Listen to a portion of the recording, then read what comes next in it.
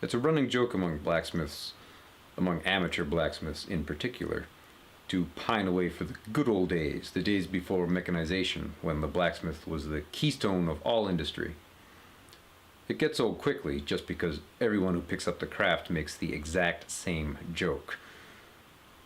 Part of it is romanticism, the daydream that the past was somehow simpler and easier. That's a lie. Some of it's economically motivated. It's not easy to make a living as a blacksmith today. It was much more lucrative back when everyone needed you.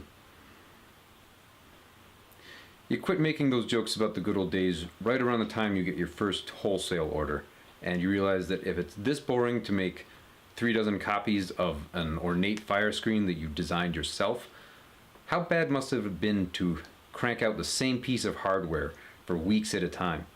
How do you like to make nails for 10 hours a day? 18 blows per nail, 60 nails an hour, day in, day out? No thanks. So people who don't know any better will say, "Oh, you're a blacksmith? That's kind of a dying trade, isn't it?" Oh, yes and no. As an industry, it's been dead and buried for almost a century.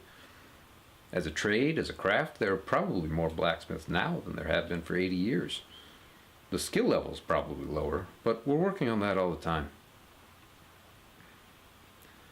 So the modern age didn't kill us. Well, it didn't kill all of us. And we're not the same as we were before either.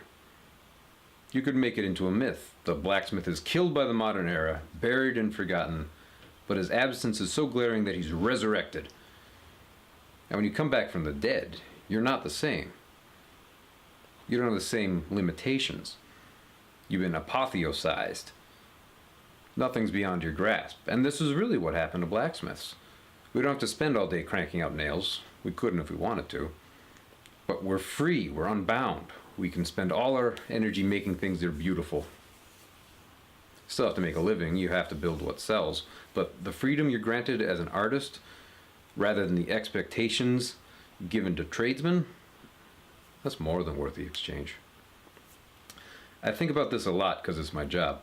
I think about it a lot more lately because in the next few years, what happened to blacksmiths 100 years ago is going to happen to everybody.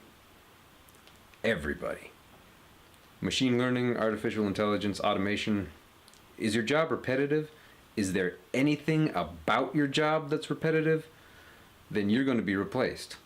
Any job that's not pure creativity, gone. Some people think even the creative jobs will be taken by robots.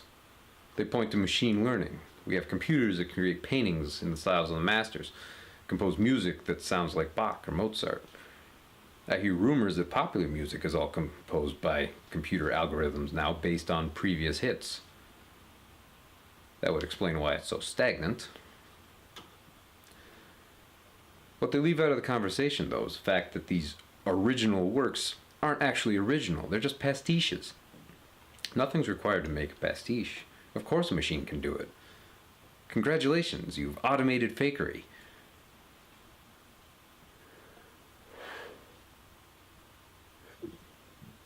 Excuse me. As long as they're only making fakes, the arts are safe. Well, what's left of the arts. Most of the art world wouldn't be able to distinguish randomly generated colors from authentic artworks. Art is communication, and that requires having something to say. So we'll need to build things that are actually conscious. Not just thinking or reasoning, but possessed of a soul. And I bet that's a long way off. We understand almost nothing about our own brains. Almost as little about art. It doesn't seem to matter how finely you deconstruct a great work. If you try to build something by the numbers and check off all those little boxes, it's always a failure. There's something intrinsically undefinable in real creativity. It's only your own ignorance that lets you enjoy a fake. But if you can't tell the difference, is it really a fake? Of course it is. If you can't tell you're talking to a robot, you're still talking to a robot. Now, when does a robot become a human being? When you fall in love with it? How about when you can have a kid with it? So in essence, when it can create. And creativity is more than just reordering bits of what's gone before. In fact, it's the exact opposite of that. It's extraordinarily difficult, and it's not random either. You can't just throw stuff at the wall, see what sticks, and then say the interpretation is subjective. That's not creativity, that's bullshit. That's exactly what passes for creativity in most places now, but that's beside the point. I think it's better to be a blacksmith today than 100 years ago. But it's a lot more work to be a blacksmith now that the machines do the boring stuff.